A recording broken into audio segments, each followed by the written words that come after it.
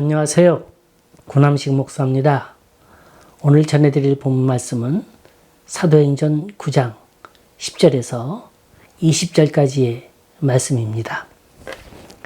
그때 다윗에게 아나니아라는 제자가 있더니 주께서 환상 중에 불러 이르시되 아나니아야 하시거늘 대답하되 주여 내가 여기 있나이다 하니 주께서 이르시되 일어나 집가라 하는 거리로 가서 유다의 집에서 다소 사람 사울이라 하는 사람을 찾으라.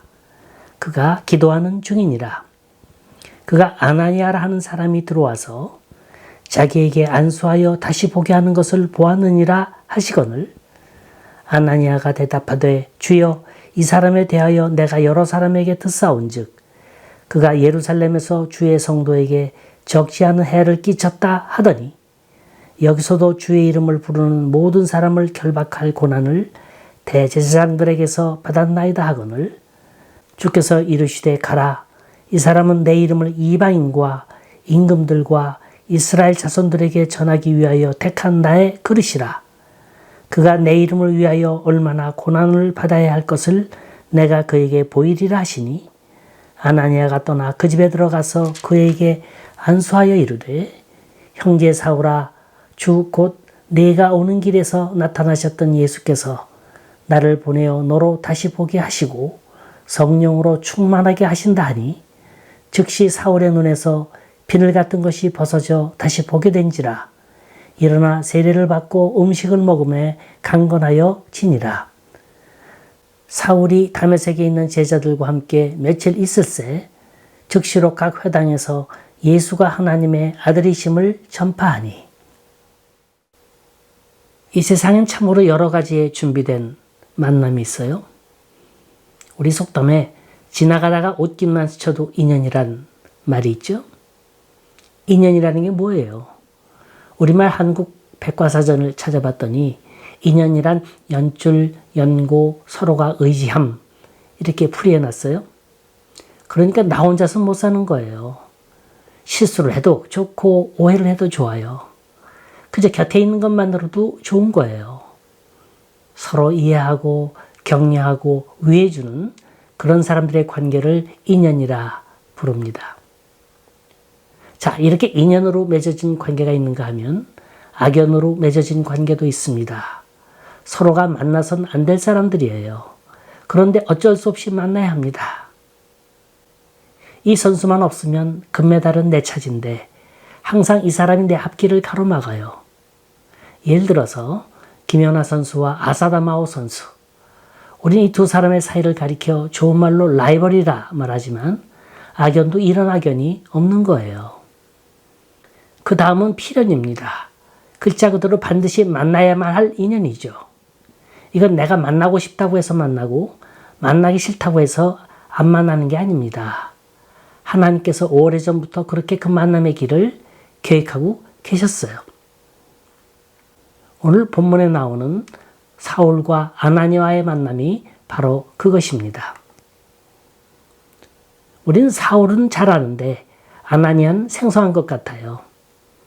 먼저 이 아나니아의 프로필부터 조사해 봐야 할 것 같습니다. 아나니아는 어떤 사람일까? 아나니아는 사울에 대해서 어떤 역할을 한 사람일까? 성령께서는 아나니아와 사울과의 만남에 있어서 어떤 사전 준비를 하셨을까? 사울은 성령을 받은 후에 어떻게 변했을까? 야구에 보면 핀치히터라는 말이 나오죠. 핀치히터는 9명의 선발 선수엔 포함되어 있지 않습니다. 하지만 가끔 숨어있는 복병들이 나와서 안타나 홈런을 기다리고 있을 때 한 방 때려주는 사람을 핀치히터라 그렇게 말합니다. 전 오늘 본문을 보면서 아나니아를 핀치히터에 비유해 봤어요. 여기 10절에 보면 그때 다메섹에 아나니아라고 하는 제자가 있더니 자, 그때가 언제입니까? 사울이 다메섹에서 밝은 빛을 보고 눈이 멀었습니다. 그래서 유다라는 사람 집에 머물러 있었는데 바로 그때를 말합니다. 거기 아나니아라고 하는 제자가 있었어요. 여기서 아나니아의 신분을 기술하고 있습니다. 자, 20절을 자세히 보세요. 아나니아를 뭐라고 표현하고 있죠? 제자로 표현하고 있어요. 그렇다고 해서 이 사람은 12사도 가운데 한 사람이 아닙니다. 또 초대교회에 널리 알려진 7집사 가운데 한 사람도 아니고요. 이 사람은 다메섹에 살고 있는 한 무명의 성도였습니다. 한 가지 더 이 사람에 대해서 설명한 부분이 있다면 사도행전 22장 12절에 보면 이 사람은 경건한 사람이래요. 모든 유대인들에게 칭찬을 듣고 있답니다. 이게 아나니아에 대한 설명의 전부예요. 이 사람은 사울을 위해서 등장한 주님의 선교 사역팀의 핀치히터라 볼 수 있습니다. 그런데 이 사람이 적시에 나와서 대히트를 친 거예요. 다시 말해서 아나니아는 주님이 필요한 장소와 시기에 기가 막히게 때를 맞추어 그 역할을 잘해준 겁니다. 한번 그 내용을 자세히 들여다보겠어요? 사울은 아나니아라는 사람을 몰랐고 아나니아는 사울을 전부터 알고 있었습니다. 아나니아의 사울에 대한 인상은 별로 좋지 않았어요. 아나니아가 알고 있는 사울은 무서운 사람이에요. 이 사람은 예수쟁이를 다 잡아가는 사람이고 예수 믿는 사람을 핍박한 사람입니다. 그러니 이 두 사람 사이는 다분히 적대적 관계지 우호적인 관계가 아닌 거예요. 그래서 구태여 그를 위해서 등장해야 할 필요가 전혀 없는 겁니다. 그를 도와줄 필요가 전혀 없었어요. 그런데 성령께서는 이 두 사람의 관계를 어떻게 맺어주셨다고요? 기도로 맺어주셨어요. 사울도 기도하는 가운데 아나니아를 만나겠다는 암시가 있었고 아나니아도 기도하는 가운데 사울의 환상을 보여주시며 그를 만나라 하셨습니다. 이미 성령께서는 이 두 사람의 마음을 말랑말랑하게 주물러 놓고 계셨던 거예요. 손을 뻗어서 따기만 하면 익은 감이 된 겁니다. 어찌 보면 아나니아는 사울을 만나기 위해서 준비된 사람인지 몰라요. 그는 사울에게 결정적인 중요한 영향을 미쳤습니다. 그는 격려자요, 위로자요, 치유자요, 양육자였습니다. 참 인연치곤 기막힌 인연이죠. 참으로 짧은 며칠간의 만남인데 그렇게 강팍하고 교만했던 사울을 위대한 사도 바울로 바꿔놓을 인연이 될 줄이야 누가 알았겠습니까? 이 세상엔 수많은 만남이 있어요. 수십 년을 살을 맞대고 산 부부라 할지라도 속마음 따로 행동 따로 산 사람들이 있습니다. 그런가 하면 잠깐 만났지만 그게 큰 인연이 되어서 인생을 좌우하는 사람도 있습니다. 그동안 어게인 새롭게 하소서를 통해서 매주일 만나는 시청자 여러분, 우리의 만남은 우연이 아닙니다. 절대로 우린 오다 가다가 우연히 만난 사이가 아닌 거예요. 우리의 만남은 하나님이 이미 예비해 주신 거예요. 서로가 기도와 기도를 통해서 연결시켜 주신 겁니다. 여기서 스파크가 일어나는 거예요. 여기서 무서운 힘이 일어나는 겁니다. 세상 사람들은 서로가 만날 때 거칠엘 많이 따집니다. 어디 사는 누구냐, 호남 사람이냐, 영남 사람이냐, 어느 대학을 나왔고 어느 고등학교를 나왔느냐, 그 사람이 잘 사느냐 못 사느냐, 이것으로 자신을 평가하기도 하고 또 다른 사람을 대하기도 합니다. 그러면서 우린 얼마나 속고 이용당하면서 삽니까? 어느 땐 인연이 아니라 악연이 될 때도 있어요. 차라리 만나지 않았으면 될 사람을 만나서 고생인 때도 있습니다. 그런데 주님이 맺어준 사이, 성령이 맺어준 사이는 어떻습니까? 거기엔 당신이 어디에 사느냐 이런 것도 중요치 않고 당신이 어떤 지위에 있느냐 이것도 중요치 않아요. 문제는 당신이 누구냐, 당신은 하나님 앞에서 어떤 존재냐 하는 겁니다. 사도행전이 제시하고 있는 아나니아라고 하는 인물, 그는 잠시 기록됐다가 사라지는 인물이지만 절대로 무시해서는 안 되는 인물입니다. 그는 시골 사람이었으며 지위가 어떠했는지 모릅니다. 또 알 필요도 없어요. 그는 12사도도 아니었고 빌립이나 스데반 같은 유명한 집사도 아니었습니다. 허나 여기서 가장 중요한 건 그건 하나님이 쓰시는 사람이었다는 거예요. 이 사람은 야구로 말하면 핀치히터예요. 이 핀치히터는 아무 때 아무나 쓰는 게 아니죠. 타율이 2할 때나 1할 때에 머물러 있는 사람을 위기 순간에 절대로 타석에 올려보내지 않습니다. 9회 말 투아웃이에요. 3점을 뒤지고 있는데 홈베이스에 타자가 꽉 차 있어요. 이 사람이 홈런을 치면 그 경기는 극적으로 끝나는 겁니다. 이렇게 가장 중요한 순간에 핀치히터가 나와서 만루 홈런으로 역전을 시킵니다. 그럼 관중은 일어나서 함성을 지릅니다.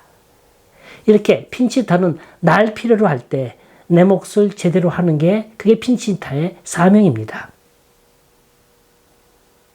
우린 주님 앞에 모두가 다 핀치히터예요. 우린 지금 내 몫을 제대로 하고 있습니까? 우리 삶의 현장, 우리 신앙 현장 속에서 날 필요로 하는 사람에게, 나에게 기대를 걸고 있는 그분에게 실망시키지 않고 제 몫을 다하고 있습니까?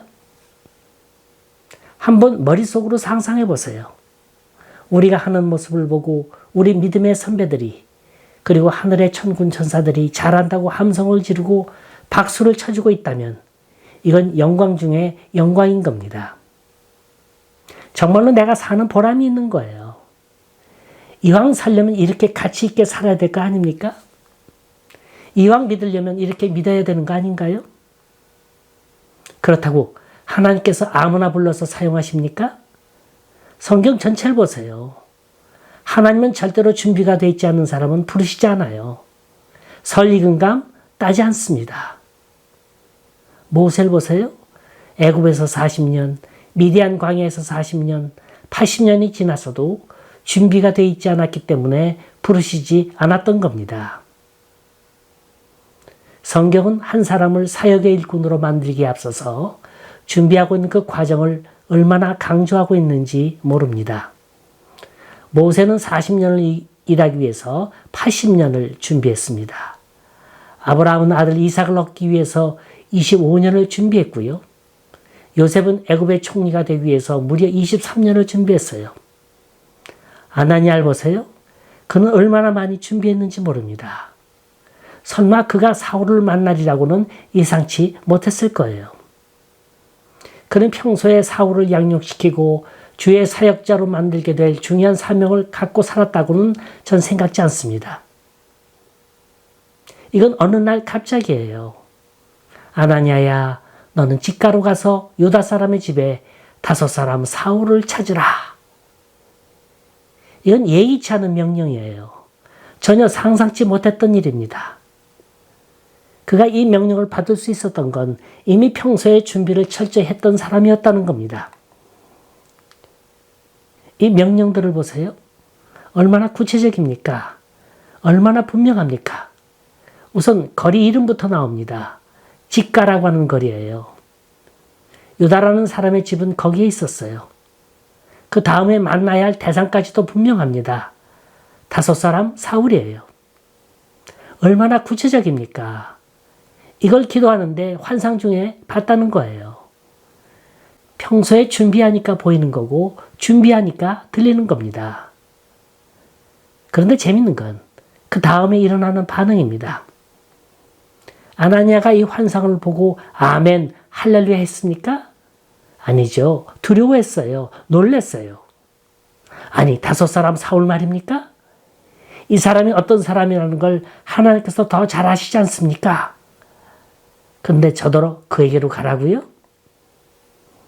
우린 아나니아의 반응을 이해할 수 있을 겁니다.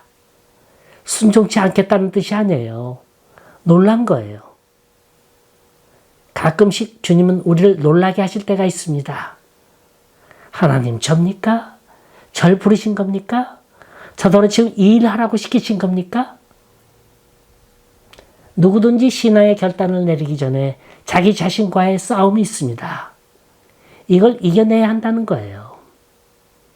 아무리 봐도 내 지식, 내 경험, 내 판단으로는 아닌 것 같지만 주님이 시키면 난 가겠습니다. 난 하겠습니다.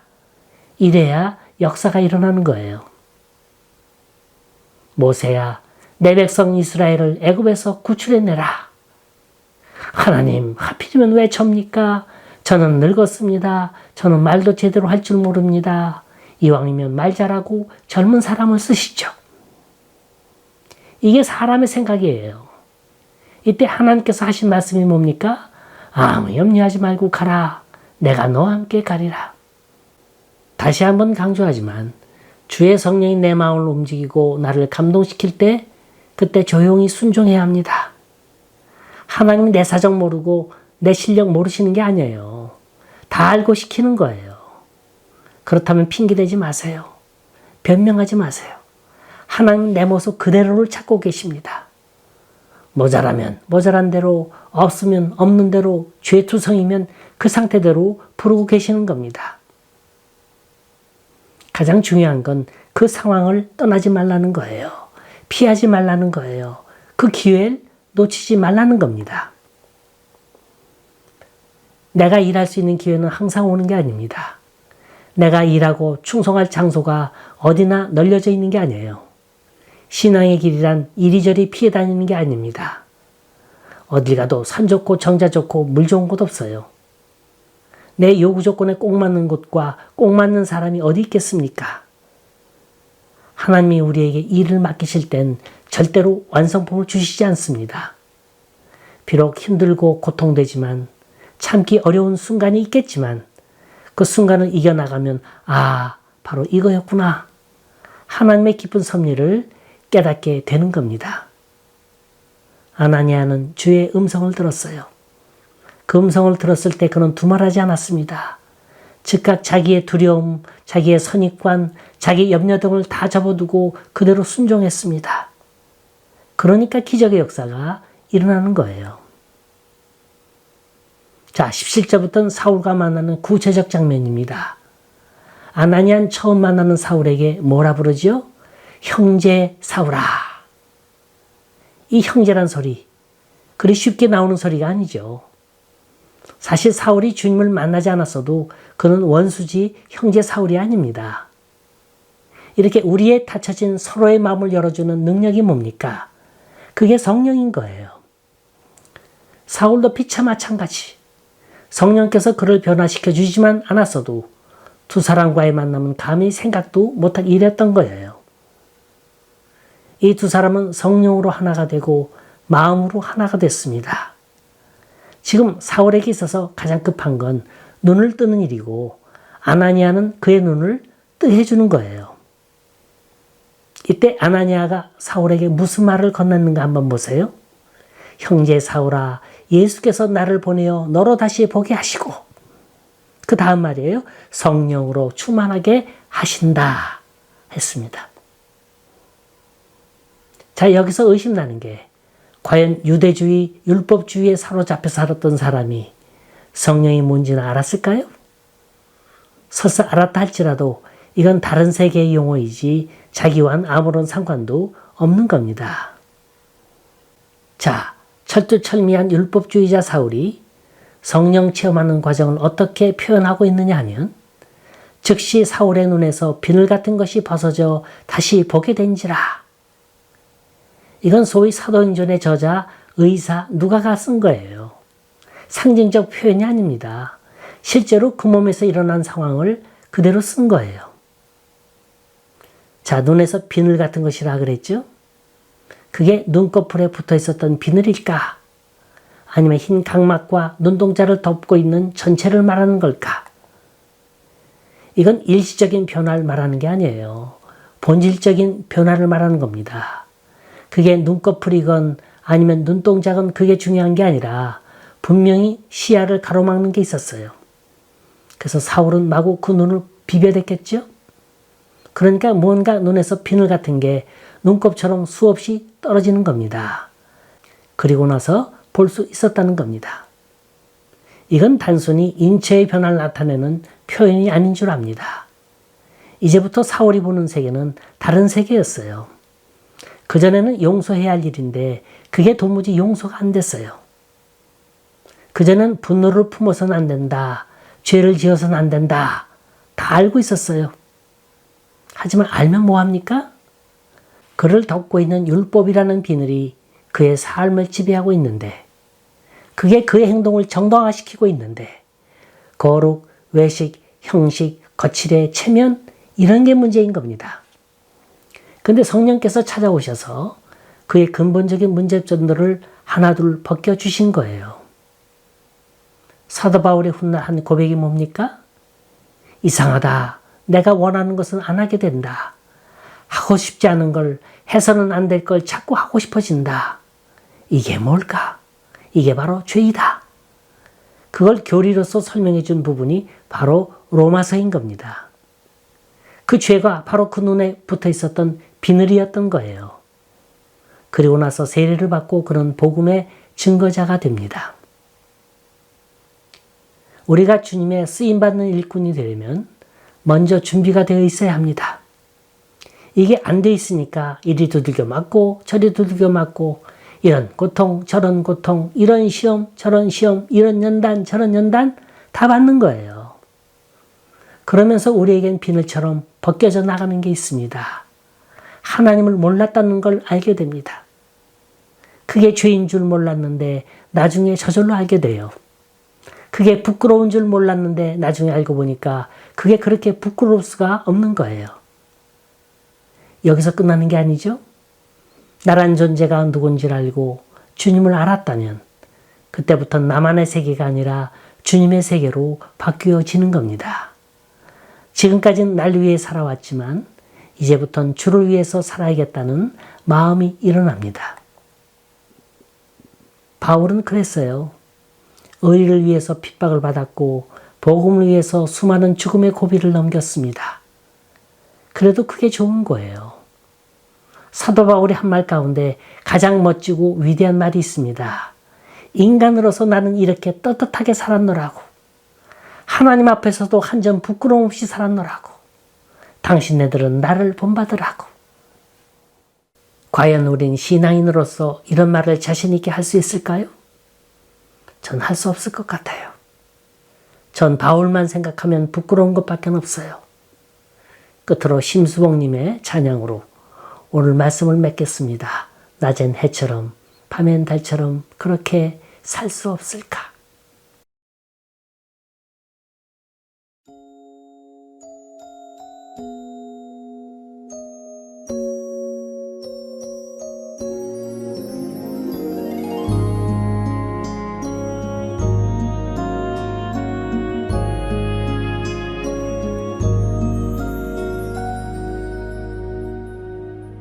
낮엔 해처럼